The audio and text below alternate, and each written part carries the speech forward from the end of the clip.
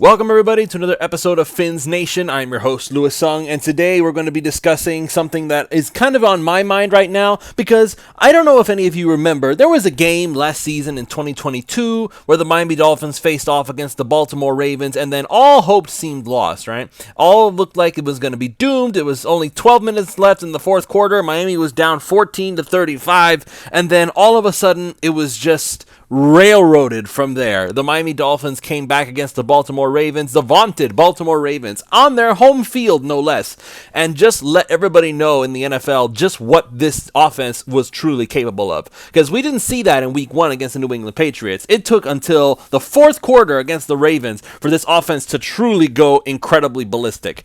And I want to talk a little bit about that and what we can expect this upcoming season, because I don't know, I was just watching the highlights and I got super excited, so I want to go ahead and just share that excitement with you all. But before that, really quick, just want to go ahead and mention that this show is brought to you, as always, by our good friends over there at You Brake Wheel Fix. You Brake Wheel Fix is the complete automotive wheel solution. Ever parked too close to the sidewalk curb? You Brake Wheel Fix specializes in the repair of damaged wheels from bends, cracks, and curb rash. Or maybe your wheels are faded or peeling. You don't need to replace them, as You Brake Wheel Fix can refinish them to like new. Offering complete refinish options through powder coating, machining, and polishing, You Brake Wheel Fix is the answer to all of your wheel needs. And if you're just looking to give your ride a new look, You Brake Wheel Fix also offers many car customizing options, such as new custom wheels and tires from your favorite brands, performance upgrades, window tinting, and suspension modifications. Located just south of Aventura, you can reach Mark and his staff at 305-748-0112 or online at youbrakewheelfix.com. They are really active on all social media platforms at YouBrakeWheelFix, so shoot them a DM on Instagram, Facebook, or Twitter and get an estimate in just minutes. So don't delay, go to YouBrakeWheelFix and start customizing your ride to show off your Dolphins fandom today. This show is also brought to you by PrizePicks.com. PrizePicks.com is the revolutionary fantasy platform where you can now pick up to 6 different players across professional sports leagues. Whether that's the NFL, the NBA, the MLB, one of each, it's up to you to decide. Just choose whether your chosen player will get more or less than their projected stat. They give you free squares, special Taco Tuesday promos, and of course their Flex Friday specials where you can get your money back if you lose or multiply the amount of money you can normally win. I took advantage of Flex Friday this past week. I went ahead and did not get any of my picks to go through, but fortunately, thanks to Flex Friday, I got my $20 back, and I was able to turn that around into a $30 win. With offers like that, it's hard to justify not signing up if you're any kind of a fantasy sports fan. So use the promo code 5, that's FIVE, and they will match up to $100 on your initial deposit when you sign up. Again, that's promo code 5, FIVE, go to PrizePicks.com, deposit your $100, and let PrizePicks give you $100 of their dollars for you to play with and get started winning today. Okay, folks, so let's go ahead and discuss this upcoming season. Now, I know we've been talking about this for the past several weeks, talking about what is the offense going to do, what is the defense going to do, what kind of an impact are the rookies going to have, what kind of an impact could these new offensive linemen have, either in a positive or a negative way. But I have always made the attempt to have it be in the most analytic way possible. I've always tried to reason out my thought process. I've always tried to talk about, well, this is going to affect this because of this factor, and then X is going to affect Y, which will create Z. But I think this, for the first time, I want to go ahead and just discuss things strictly and purely from an emotional standpoint. I want to share with everybody what exactly my excitement level is for the upcoming 2023 season. Because if you really think about it, if you really take a step back and look at this entire roster from top to bottom, and look at the way the Miami Dolphins have upgraded their coaching, their offense, their defense, especially their defense, you look at this whole thing and you just have to think to yourself,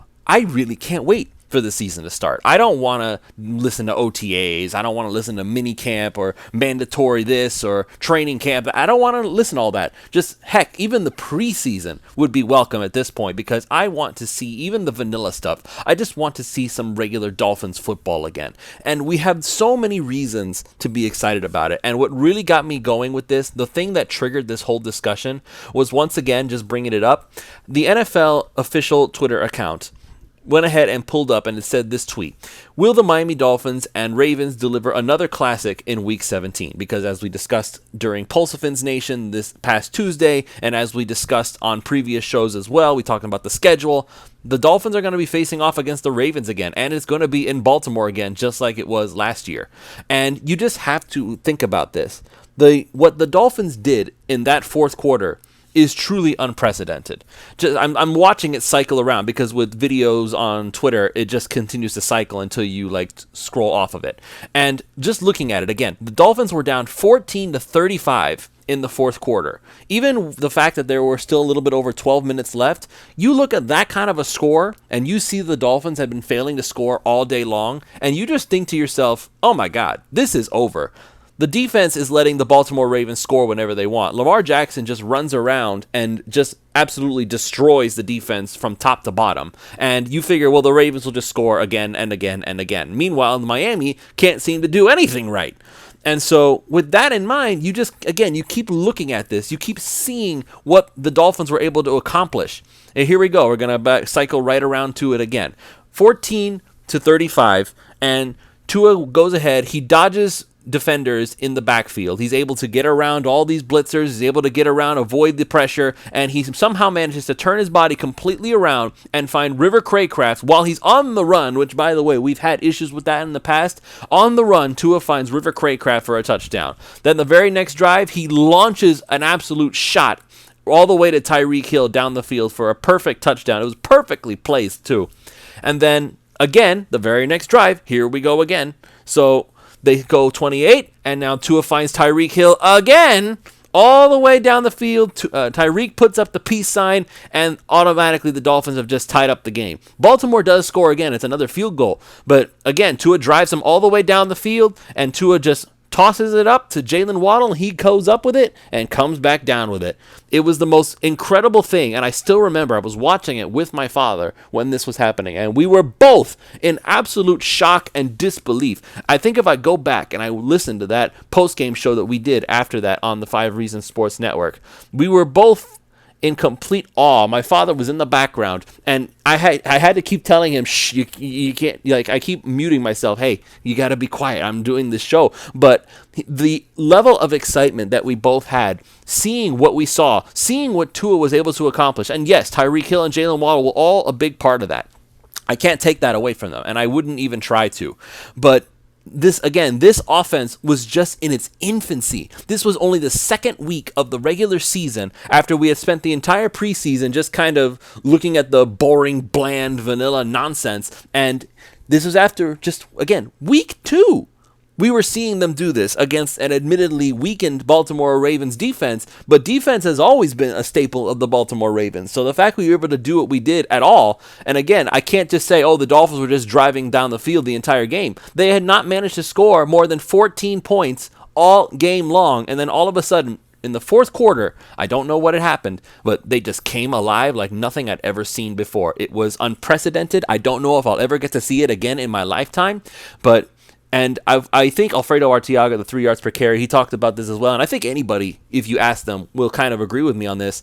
This was probably the greatest offensive performance in the fourth quarter that the Miami Dolphins have ever put together. Even better than the Dan Marino years. And I know that's saying a lot because, again, there's a lot of discussion around Tua Tagovailoa. Is he really the guy? Can he stay healthy long enough to be able to put together performances that we can be proud of on a long-term basis? Is he worth getting a contract similar to what Jalen Hurts just got with the Philadelphia Eagles, his former Alabama predecessor? And so that's a legitimate question only because you don't know about his injury history. But as far as what he can accomplish as a quarterback, again, I just keep watching everything in cycles. I see the plays. They keep cycling back and forth. Tua gets rid of the ball so quickly. He finds his target and he gets it down there. And he's so accurate with it most of the time too. He's had his moments where he's inaccurate. That happens with every quarterback. But Tua just always manages to get it to land right in the guy's breadbasket. And that's incredible to me that we have a quarterback who is so pinpoint with everything. When Tyreek Hill says that Tua is the most accurate quarterback in the NFL, I'm inclined to believe him. And it's not just that, oh, he's hyping up his guy. He hypes up a lot of people. So when he's saying things like that, I believe him because he's played with one of the best quarterbacks to ever play the game, and I think it's safe to call him that at this point. Patrick Mahomes in Kansas City is going to be a first ballot Hall of Famer. They may have to make an exception just for him, saying that, oh, you know what, he just retired, put him in the Hall of Fame now. Don't even make him wait the minimum waiting time. Just go ahead and enshrine him now. That's how good Patrick Mahomes is turning out to be. And even still, Tyreek said, no, Tua's more accurate than he is. He didn't say he was a better passer. He didn't say he had a stronger arm. He didn't even say that he was a better runner. He just said he's the most accurate passer that I've ever played with. And in this offense, this Mike McDaniel-led offense, that timing, that precision, that accuracy is the most important thing in the world. Mike McDaniel literally made a defense, he made an offense that was tailor-made to help Tua become one of the best quarterbacks in the entire NFL. And I cannot wait to see what else happens in it. Now, I know we're all worried, right? We're worried about the offensive line. We're worried that Tua is going to end up getting hurt. But let me tell you something. As worried as we are about that whole thing, just again, I'm watching this Baltimore Ravens game. Tua had guys breathing down his neck the entire time. He was able to get the ball out quickly. He was able to get it out efficiently. Most of the times when he did get hurt, it was because he was hanging on to the ball too long. But 90% of the time, 95% of the time, if you want to even go up to 99% of the time, I don't have an exact number. I'm sure that somebody somewhere has gone ahead and just put all that together on a stat sheet somewhere. But from what I can tell, what I'm looking at, Tua was always able to get the ball out really darn quickly, and this offense is going to get even more potent in year two. This is not practicing anymore. This is not the training wheels. This is the training wheels are coming off, and now we're going to have even more speed available. We're going to have even more ability to get things done. We have Devon Achane now, who we've already talked about what he can do with Hussam Patel in our last show on Friday. We're going to be able to do all sorts of really cool things with the likes of Braxton Berrios. Maybe Chosen Anderson makes the team, and he's got some serious speed. He's so happy to be back in Miami, where he's home again. We may or may not get Dalvin Cook. We're still waiting to see what's going to happen with that. I'm sure come June 1st, we're going to get some more information on his status, because that's when the Vikings will officially release him as a June 1st designation. So we're going to see where he ends up going. I'm sure that there are going to be a lot of bidders. It's just a question of how badly does he want to come to Miami. And I do have a friend of mine who has similar feelings to what I have, and then I have another friend who is actually very against the whole Dalvin Cook idea. I'm going to try to bring him on the show so we can discuss it here in person, but nevertheless, that's just talking about the offense. I cannot wait to see just how incredibly amazing this offense is going to be in year two. I know that defensive coordinators have one very big job to do. Their job is to just make sure that other defenses have the ability to stop whatever the offense is putting together, right? They're going to, if one guy wants to get the credit, this is the blueprint for how we're going to stop the Miami Dolphins juggernaut of an offense. And the San Francisco 49ers kind of got the credit for that. And then the Los Angeles Chargers went ahead and built on that and completely stopped them in their tracks. But they weren't able to do that with every single team afterwards. Yeah, the offense had its struggles. Tua not being on the field was a big part of that. But nevertheless, we're going to be able to see so much more in year two, and I can't wait to see what Mike McDaniel is cooking in there. That's just my emotions. I don't have any reasoning here. I don't have any thought processes. I'm just saying, wow, I can't wait to see what this team does in the next year. And by the way, speaking of what the team is going to be doing in the next year, so we had a whole lot of fun with Brian Flores and Josh Boyer and the zero blitzing and all that wonderful stuff. Yeah, that was fun when it was working, and then it stopped working because they realized, all we have to do is just get the ball out really fast, and the Dolphins defense won't be able to do anything against us. So that got boring real quick. In fact, it was very painful for a long time. But now we went ahead, and again, I have to keep bringing this up. Mina Kimes brought this up. Now Kay Adams brought this up. We're talking about possibly one of the best defensive coordinators to ever coach the game, Vic Fangio. And I know that there are some Buffalo Bills fans. They're basically just kind of trolling Dolphins fans because they're looking, Josh Allen has beat Vic Fangio how many times now? Yeah, okay, so not every defensive coordinator has a perfect game every single game. Josh Allen, in case Buffalo Bills fans are not aware, is not just any regular Joe Schmo kind of quarterback. I'm sure that even they are willing to admit, yeah, we kind of have something special here. Okay, well, acknowledge the fact that you have something special, and that just because we have a really good defensive coordinator does not mean he's always going to have all the answers all the time. Vic Fangio's job is to come up with the answers on how they're going to be able to stop Josh Allen.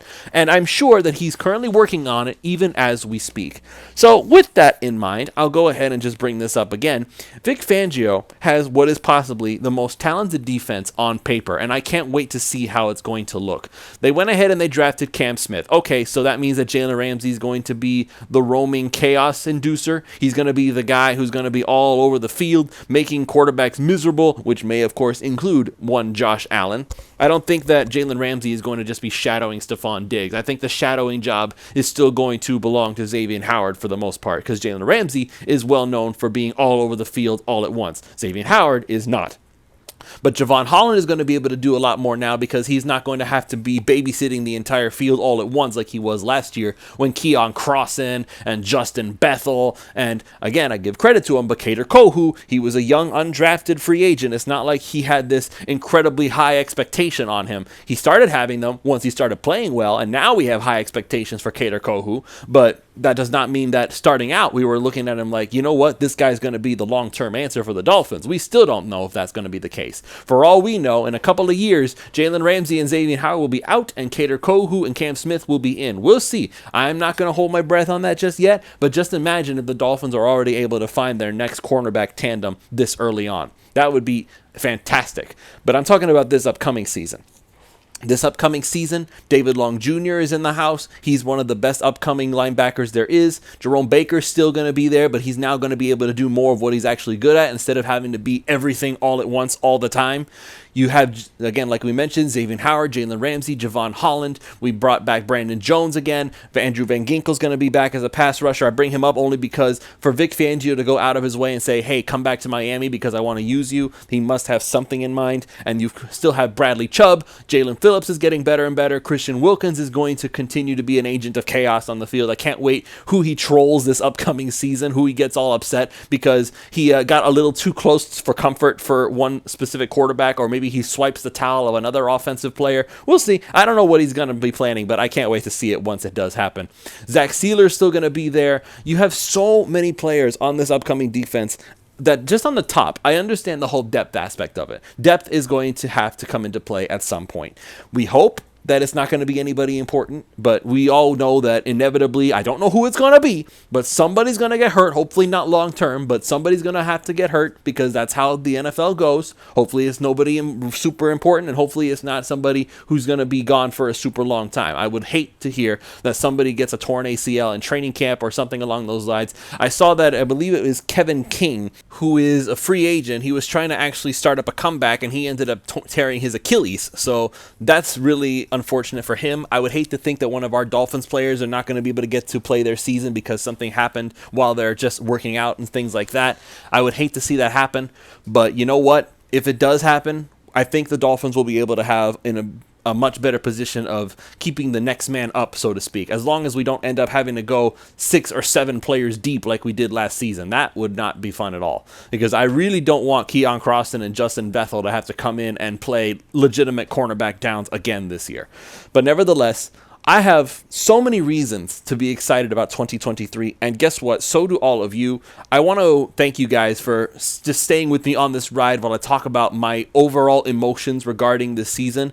Yes, there are some concerns with the offensive line. Yes, there are concerns about Tua's health, if he's going to stay healthy. I think that I have to kind of get myself back out of the mindset like when I was when he was first getting ready to start playing overall, because we were all trying to get ourselves used to the idea of Tua taking hits. Now we have to go through that whole process all over again. But once we do and we get started seeing Tua just absolutely light up defenses, we're going to forget all about that, at least for a little while. We're going to be looking at this guy and saying, oh yeah, that's why we were so excited, because I cannot wait to see what the Dolphins do next. So thank you all so much for joining us. We're going to be going ahead and ending it off here. If you haven't already done so, make sure you go check out You Break Wheel Fix if you need to get your wheels repaired, or if you just need to give your ride the ultimate upgrade. So just go ahead and give Mark and his staff a call at 305-748-0112 or online at youbreakwheelfix.com. And of course, go to prizepicks.com, use the promo code 5, that's FIVE, and they will match up to $100 on your initial deposit when you sign up. So you can go to PrizePicks, put in your $100, and they will give you $100 of their dollars for you to play with. So again, the promo code 5, FIVE, go to prizepicks.com and go ahead and get started winning today.